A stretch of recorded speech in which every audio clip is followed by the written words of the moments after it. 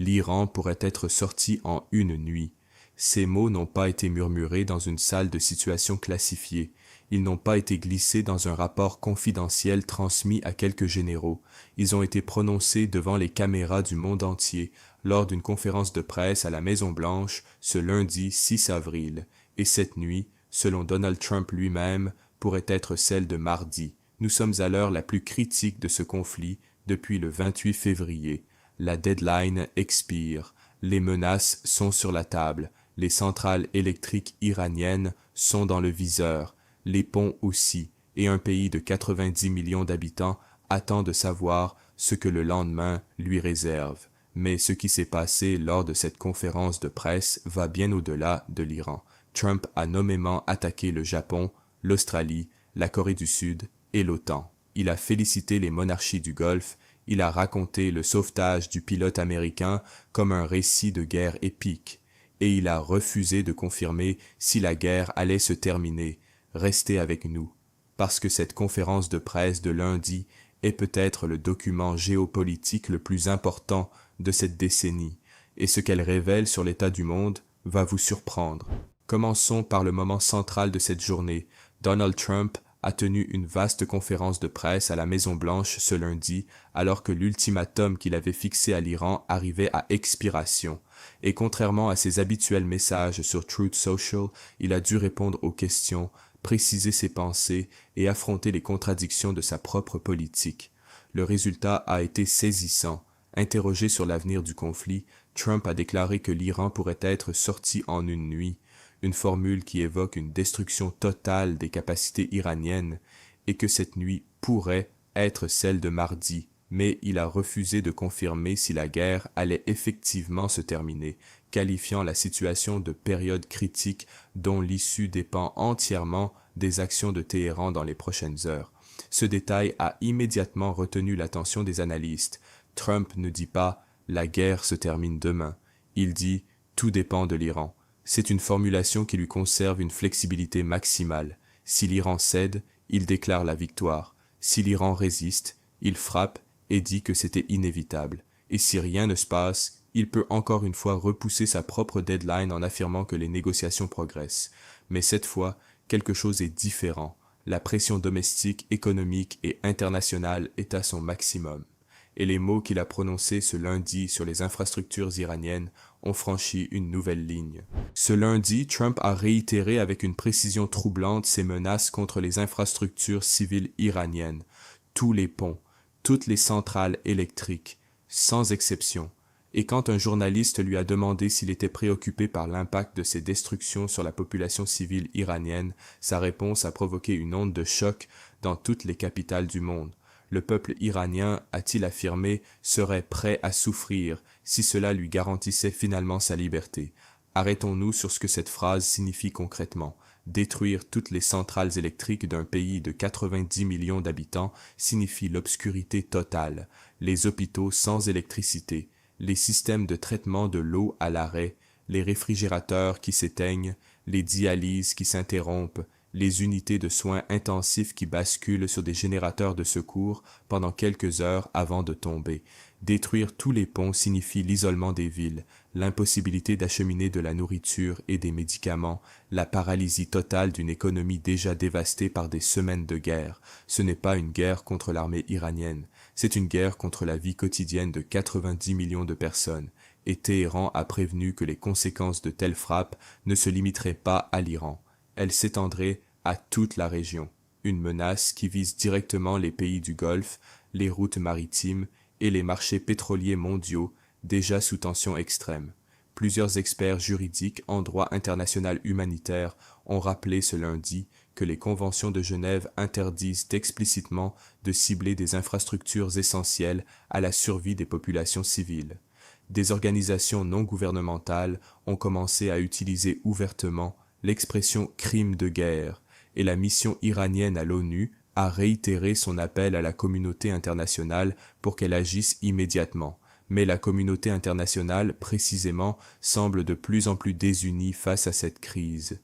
Dans les jours précédant cette conférence de presse, une coalition de pays avait travaillé à l'élaboration d'une proposition de cessez-le-feu de 45 jours. une fenêtre diplomatique conçue pour permettre des négociations sans que les armes continuent de parler. Trump l'a qualifiée ce lundi d'étape significative. Puis il a ajouté « mais pas assez bonne ». Et l'Iran? L'Iran a également rejeté la proposition.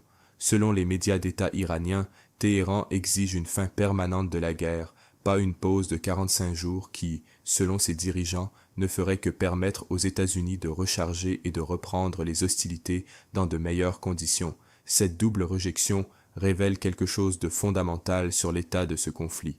Les deux parties veulent une sortie, mais aucune ne peut accepter les termes de l'autre sans perdre la face.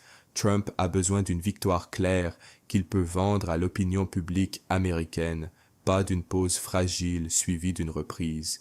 L'Iran a besoin d'une sortie qui lui permette de prétendre qu'il a tenu tête à la première puissance mondiale et obtenu des concessions réelles, pas d'une suspension temporaire perçue comme une capitulation déguisée.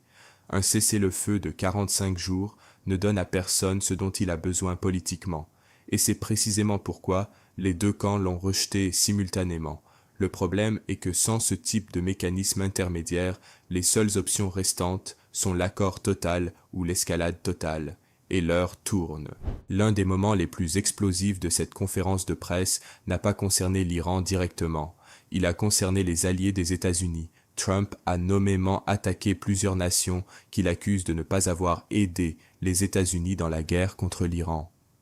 Le Japon ne nous a pas aidés, l'Australie ne nous a pas aidés, la Corée du Sud ne nous a pas aidés, et puis vous entrez dans l'OTAN ne nous a pas aidés. Ces mots, prononcés publiquement depuis la Maison-Blanche, ont immédiatement déclenché des réactions diplomatiques dans toutes ces capitales. Mais Trump n'en est pas resté là. Il a rappelé, chiffres à l'appui, que les États-Unis maintiennent 50 000 soldats au Japon pour protéger ce pays de la Corée du Nord et 45 000 soldats en Corée du Sud. Le message implicite est d'une clarté totale. Cette présence militaire américaine n'est pas gratuite. Et si ces pays ne soutiennent pas Washington dans ces guerres, pourquoi Washington devrait-il continuer à financer leur sécurité? C'est une remise en question frontale du système d'alliance qui structure la sécurité mondiale depuis 1945. Et elle intervient au pire moment possible, alors que la Russie teste les frontières de l'OTAN en Europe et que la Chine intensifie ses manœuvres en mer de Chine méridionale. Certains analystes en relations internationales estiment que ces déclarations de Trump, même si elles ne se traduisent pas immédiatement par des actions concrètes, produisent des effets durables sur la crédibilité des garanties de sécurité américaines. Si le Japon ou la Corée du Sud ne peuvent plus compter inconditionnellement sur Washington, ils devront reconsidérer leur propre doctrine de défense, et cette reconsidération aura des conséquences géopolitiques majeures pour les décennies à venir. Dans le même souffle où il attaquait ses alliés traditionnels, Trump a chaleureusement félicité les monarchies du Golfe Persique. L'Arabie saoudite a été excellente, le Qatar a été excellent, les Émirats arabes unis ont été excellents, Bahreïn, le Koweït. Ces éloges ne sont pas anodins. Ils dessinent en creux une nouvelle architecture des alliances américaines dans la région, et ils révèlent comment Trump conçoit désormais les relations internationales, non pas comme des partenariats fondés sur des valeurs communes ou des traités historiques, mais comme des transactions où chaque partie doit prouver sa valeur en temps réel. Les pays du Golfe soutiennent Washington dans ce conflit. Ils ont autorisé l'utilisation de leurs bases, facilité la logistique militaire, maintenu leur production pétrolière pour compenser partiellement le blocus du détroit d'Ormuz. En échange, ils reçoivent les éloges publics du président américain et, implicitement, la garantie d'un soutien américain renforcé à leur propre sécurité. Mais cette nouvelle configuration a un prix géopolitique. Elle signifie que les États-Unis se repositionnent en Asie-Pacifique, remettant en question leurs engagements envers des alliés historiques comme le Japon et la Corée du Sud, au profit d'une relation transactionnelle renforcée avec les monarchies du Golfe. Pour Pékin et Moscou, qui observent cette recomposition avec une attention extrême, c'est une opportunité de proposer aux alliés délaissés de Washington des alternatives de sécurité qu'ils auraient refusées il y a encore quelques années. Trump a également consacré une part significative de sa conférence de presse au récit du sauvetage du pilote américain extrait du territoire iranien ce week-end. L'opération a été décrite comme extraordinaire.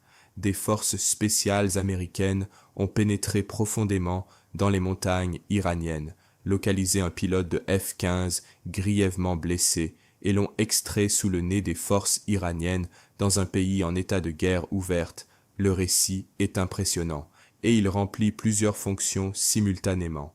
Sur le plan militaire, il démontre que les États-Unis conservent une supériorité opérationnelle remarquable, capable d'agir en territoire ennemi, même dans les conditions les plus hostiles. Sur le plan politique, il offre à Trump un moment de fierté nationale qui contrebalance la frustration de l'opinion publique face à la durée et au coût du conflit. Et sur le plan stratégique, il signale à Téhéran que les États-Unis peuvent opérer n'importe où sur le territoire iranien, pas seulement depuis les airs. Mais ce sauvetage a aussi une conséquence moins visible. Tant que ce pilote était porté disparu, il représentait une contrainte politique sur les décisions de Trump. Un Américain aux mains de l'Iran aurait pu bloquer toute escalade majeure, comme la crise des otages avait bloqué Carter en 1979. Ce verrou est désormais levé, et Trump peut frapper sans cette épée de Damoclès au-dessus de sa tête. Alors voici où nous en sommes ce lundi soir, à quelques heures de la deadline de Trump. Le président américain a dit que l'Iran peut être sorti en une nuit. Il a menacé de détruire toutes les centrales électriques et tous les ponts du pays. Il a rejeté un cessez-le-feu de 45 jours comme pas assez bon. Il a attaqué le Japon, l'Australie, la Corée du Sud et l'OTAN.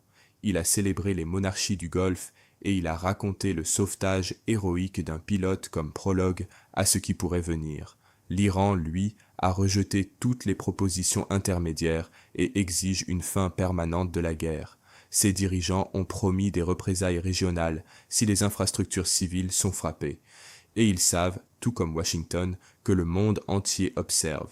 Ce qui se passera dans les prochaines heures est impossible à prédire avec certitude, mais 3 réalités sont claires. Première réalité, le coût économique de cette guerre est déjà insupportable pour des dizaines de pays qui n'ont pris aucune décision. Deuxième réalité, le système d'alliance construit depuis 1945 est en train de se fissurer sous la pression des déclarations de Trump. Troisième réalité, 90 millions d'Iraniens attendent de savoir si demain matin, ils auront encore de l'électricité et des ponts. L'histoire retiendra ce lundi 6 avril comme l'un des jours les plus chargés de ce conflit. Mais c'est mardi qui nous dira dans quel monde nous vivons désormais. Le compte à rebours est terminé. La réponse arrive.